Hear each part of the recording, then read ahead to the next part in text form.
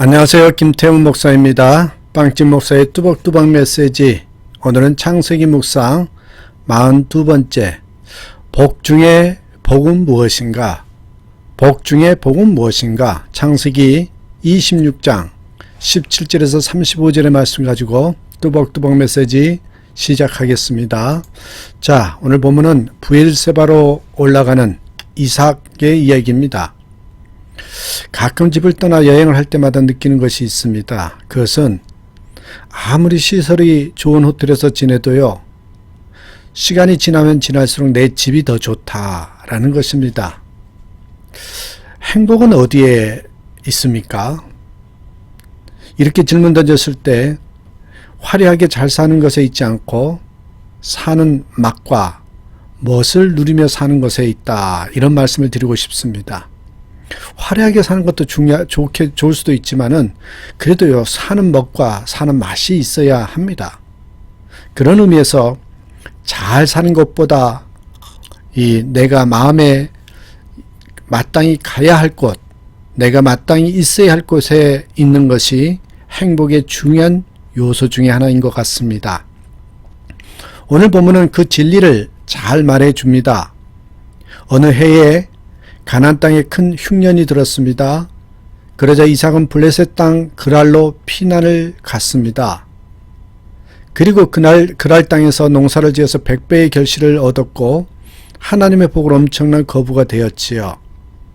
그러자 블레셋 사람들이 시기해서 고대의 가장 큰 재산이자 삶의 원천인 우물을 막고 흙으로 메웠습니다. 블레셋 왕 아비멜렉도 이삭에게 그곳을 떠나라고 하지요. 너무 기가 막힌 일이었지만 이삭은 그랄을 떠나 그랄 골짜기로 들어가 장막을 쳤습니다. 그리고 조마조마한 마음으로 우물을 파자 우물물이 터졌습니다. 그게 이제 오늘 본문의 첫 시작이 그렇게 되지요. 그 소식을 듣고 그랄 목자들이 와서 또 그 우물을 강탈해 갑니다. 할 수 없이 이삭은 그 에색이라는 우물을 내어주고 다른 우물을 팠습니다. 에색이란 단어가 20절에 나오죠. 또 우물을 팠는데 터집니다. 그러자 또 그랄 사람들이 와서 그 우물도 자기 것이라고 주장하죠. 이방 지역에서 어떻게 합니까? 할 수 없이 이삭은 그 신나라는 우물도 내어주고 다른 우물을 팠습니다. 21절의 내용이 나오죠. 또 우물을 팠는데 터졌어요. 그런데 이제 이번에는 그랄 사람도 더 이상 시비를 걸지 않는 겁니다. 그래서 이삭은 그곳 이름을 넓은 공간의 뜻을 가서 느호봇이라고 부르고 이제는 살만하다고 22절에 말씀이 나옵니다. 이제는 살만하다고 생각했던 거죠. 우물도 있고 농사도 잘 되고 양과 소와 하인들도 매우 많았습니다. 이제 누리고 살면 됩니다. 그러나 왠지 모르게 마음 한구석에 허전함이 있습니다. 잘 살기는 하지만 사는 멋이 없고 사는 맛도 없는 것 같고 행복도 없는 것 같습니다. 마음 한구석에 허전함이 있기 때문에. 왜 그렇습니까? 그것은 그가 있어야 할 땅이 아니기 때문입니다. 그가 있어야 할 땅은 가나안 땅이지요. 그것을 이삭도 잘 알고 있지만 그 땅으로 다시 간다는 것은 쉽지 않는 일입니다. 삶이 불편하게 될 수도 있고 다시 흉년으로 고생할 수도 있습니다. 그러나 이삭은 믿음이 없는 불안한 삶보다 믿음을 가진 불편한 삶을 택합니다. 자, 여기서 믿음이 없는 불안한 삶보다는 믿음을 가진 불편한 삶을 택하지요. 그래서 결단을 내리고 르호봇에서 가나안 땅 최남단에 있는 브엘세바로 이사를 갑니다. 하나님 우리에게도 이런 모습이 있기를 원하십니다.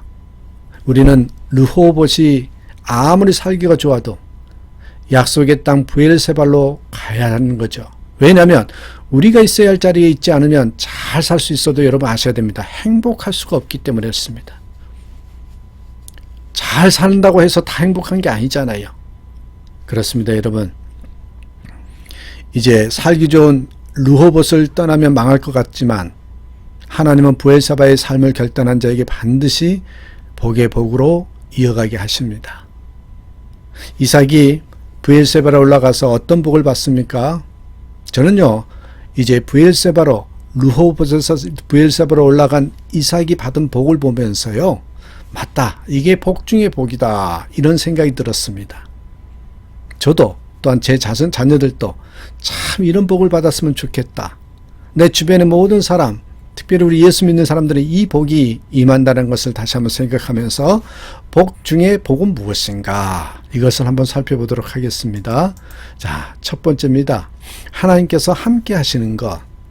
그렇습니다. 여러분, 아멘이시죠? 하나님께서 함께 하시는 것이요, 복 중의 복입니다. 이삭이 각오를 하고 브엘세바로 올라갔지만 마음은 얼마나 불안했겠습니까? 그런 그에게 브엘세바로 올라가던 날 밤에 하나님께서 나타나셔서 하신 말씀이 뭔지 아십니까? 내가 너와 함께 있겠다.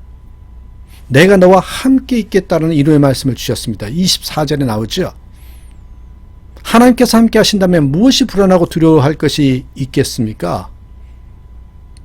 여러분, 이 세상에 가장 큰 복은요, 저는 대통령을 만난다, 이 세상에 가장 부자인 사람을 만난다, 그렇게 말할 수도 있겠지만 저는 그게 복이 아니라 하나님이 함께 하시는 복이 최고의 복이라고 저는 믿습니다. 당연한 거죠. 누구에게 하나님께서 함께 하십니까? 중요한 거. 어떤 사람에게 하나님께서 함께 하시냐는 거예요. 어려움이 예상되어도 이 브엘세바의 삶을 결단한 자에게 함께 하십니다. 그래서 저는 옆에 써놨습니다. 복은 선한 결단의 열매이다. 복은 선한 결단의 열매다. 자기는 아무것도 안 하고 하나님의 도움만 바라는 것은 은혜를 추구하는 모습이 아니라 하나님을 여러분 아셔야 되며 하나님을 시험하는 행위거든요. 자기의 영적 명예심을 위해서 무책임하게 행동하면서 하나님을 시험하면 안 됩니다. 하나님께서 원하시는 것은 우리에게 책임적인 행동에 변화가 있는 것을 원하십니다. 나는 아무것도 변하지도 않으면서, 나는 아무 변화도 없으면서 무조건 하나님의 복만 받는 모습은 하나님께서 기뻐하시는 모습이 아닙니다. 우리가 브엘세바의 삶을 살려고 할 때, 또 애쓸 때, 그렇게 힘쓸 때 하나님께서는 우리와 함께 하시고 우리에게 가장 선한 길을 열어주신다는 거 잊지 마시기 바랍니다. 복 중의 복, 첫 번째 뭐예요? 하나님께서 함께 하시는 것. 이러한 복이 임하기를 간절히 축원합니다. 두 번째 보십시오. 복 중의 복은 뭐냐면 자손이 형통하게 되는 것입니다. 내 자녀들이 잘 되는 거, 그게 당연히죠. 여러분, 24절 하반부를 보십시오. 하나님께서는 내게 복을 주어 내 자손으로 번성케 하겠다, 이렇게 약속하십니다. 24절 하반부에. 우리가 힘들어도 브엘세바로 떠나면 자손이 잘 되는 복을 받습니다. 그러므로 우리는 자손을 위해서라도 이 르호봇에서 떠나서 브엘세바로 올라가는 삶이 되어야 됩니다. 여러분, 맹모 삼천지교라는 말이 있습니다. 맹자의 어머니가 3번을 이사해서 교육을 시켰다, 이런 뜻이죠. 그만큼 교육 환경이 중요하다는 말입니다. 여기서 말하는 것은 지역을 말하는 것이 아닙니다. 중요한 것은 신앙적인 환경과 분위기, 이 환경과 분위기를 만들어주는 것을 의미합니다. 어떤 신앙적인 환경이 필요할까요? 어떤 신앙적인 환경? 부모가 먼저 르호봇의 삶이 아닌 브엘세바의 삶을 지향하는 모습이 있어야 합니다. 야, 그렇구나. 우리 부모님이 이렇게 사시는구나. 그게 보여줘야 됩니다. 그렇다면 여러분, 부모가 지향해야 할 가장 중요한 브엘세바의 삶이 무엇이겠습니까? 저는 하나를 꽂으라면 무엇보다 중요한 것이 감사하는 삶이라, 이렇게 생각이 듭니다. 감사하는 삶. 우리가 불평체질이면 아십니까? 우리 자녀도 불평체질이 되고 결국은 불행하게 됩니다. 그러나 우리가 어려운 환경에서도 범사에 감사하는 모습을 보이면 자녀도 범사에 감사하는 자녀가 되고, 하나님은 그런 자녀에게 복의 문을 활짝 열어주시거든요. 그러므로 여러분, 이사를 가는 것보다 범사에 감사하는 그런 환경을 만들어 주는 것이 더 중요하다는 거 잊지 마시기 바랍니다. 어떤 분은 내 십자가가 이렇게 무거운데 어떻게 감사하느냐고 그렇게 생각합니다. 사람들은 살기가 힘들면 대개 내 십자가가 제일 무겁다고 생각합니다. 저도 그렇게 생각할 때가 많습니다. 그분들은 내가 당한 고통을 책으로 쓰면 몇 권을 쓸 수 있을 것이라고 그렇게 말하지요. 그러나 자세히 보면 그 사람의 성격과 환경과 여건을 볼 때 그 십자가가 그가 제일 잘 질 만한 십자가이기 때문에 하나님께서 지으신 것이란 걸 여러분 아시게 될 겁니다. 그게 정답입니다, 여러분. 탈무드에 나오는 얘기 중에 함께 나누고 싶은 말씀이요. 천국에는 거대한 슬픔의 나무가 있다고 합니다. 탈무드에 나온 이야기예요. 슬픔의 나무가 있는데 그 나무에서는 자기가 당한 슬픔의 옷을 벗어 나뭇가지에 걸어놓고 남이 벗어놓은 옷을 골라 입을 수 있습니다. 그래서 수많은 사람들이 자기 옷을 걸어놓고 천천히 나무 주위를 돌면서 다른 옷들을 살피지요. 그런데요, 나중에 보면 최종적으로 선택하는 옷이요, 하나같이 자기가 걸어놓았던 바로 자기 옷이라고 합니다. 잘 따져보니까 그나마 자기가 당한 슬픔이 자기에게 제일 낫다는 말입니다. 그래서 그 슬픔의 나무를 통과하면 하나같이요, 온전히 감사하는 인생이 되고 천국 찬양대 일원으로서 하나님을 영원히 찬양하는 존재가 된다. 이런 내용이 담겨 있다고 합니다. 그렇습니다. 내 십자가가 가장 큰 것 같지만 사실 내 십자가가 내게는 가장 적절한 것입니다. 그래서 하나님께서 허락하셨다는 것을 여러분 믿으셔야 됩니다. 그래야 감사의 삶이 되는 거예요. 오늘 이 시간이 슬픔의 나무를 돌아보는 시간이 되길 바랍니다. 그래서 범사에 감사하는 삶으로 변하는 그런 역사가 있기를 원합니다. 때로 힘든 일이 있어도 하나님이 있어야 할 자리에 있어야 하고 하나님이 하라고 하는 일을 해야 합니다. 그처럼 하나님이 원하시는 자리에 있으면 하나님은 변함없이 우리와 함께 하시고 또한 우리 자녀들도 복된 자녀로 삼아주시다는 거 여러분 잊지 마시길 바랍니다. 마지막 하나만 더 볼까요? 복 중에 복이 뭘까요? 샘이 마르지 않는 것입니다. 샘이 마르지 않는 것. 그처럼 가는 곳마다 복의 우물이 터지는 모습을 보고 본문 26절 말씀을 보면 그랄 왕 아비멜렉이 그 친구 아후삭과 군대장관 비골과 함께 이삭에게 와서 말하죠. 28절 말씀 보십시오. 그들이 가로되 여호와께서 너와 함께 계심을 우리가 분명히 보았으므로 우리의 사이 곧 우리와 너의 사이에 맹세를 세워 너와 계약을 맺으리라 말하였노라. 그랄 왕 아비멜렉은 하나님께서 이삭과 함께하는 것이 너무나도 분명하게 느껴져서 그와 대적을 하면 안 되겠다고 생각하고 와서 화친을 청했습니다. 그 제의를 받고 이삭은 그동안 가졌던 한, 상처, 섭섭함 이거 모두 다 털어버리고요. 그들을 용서하지요.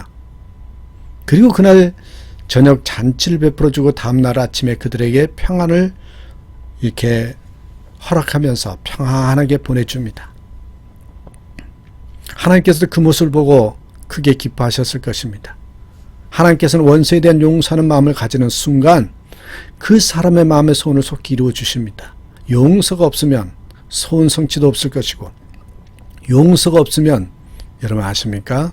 자기가 바라는 것들이 이루어지지가 않는다는 것이에요. 그렇습니다, 여러분. 용서가 없으면 소원 성취도 없고 용서가 있으면 소원 성취도 있다는 걸 기억하시기 바랍니다. 그렇게 아비멜렉의 일행을 용서하고 평안하게 보낸 그날 어떤 일이 벌어집니까? 32절을 보시면 갑자기 종이 와서 주인님 우물이 터졌습니다 라고 말하는 장면이 나와요. 얼마나 놀라운 일입니까? 그 은혜의 체험을 오래 간직하고자 이삭은 그 우물 이름을 세바라고 붙였고 그 이름이 나중에 부엘세바로 바뀝니다. 여러분 부엘세바라는 게 맹세의 우물 이런 뜻이거든요. 하나님은 원수를 용서하고 미운 사람과 화해를 다짐할 때 반드시 복의 우물을 터뜨려 주실 것입니다. 자, 여러분 마르지 않는 샘의 복이 임하길 원하십니까? 그렇다면 여러분 용서하고 남의 복을 빌어주는 그런 삶을 살아간다는 거 잊지 마시고 이왕이면 복 중에 복을 받는 저와 여러분의 삶이 되기를 주님의 이름으로 축복합니다. 감사합니다.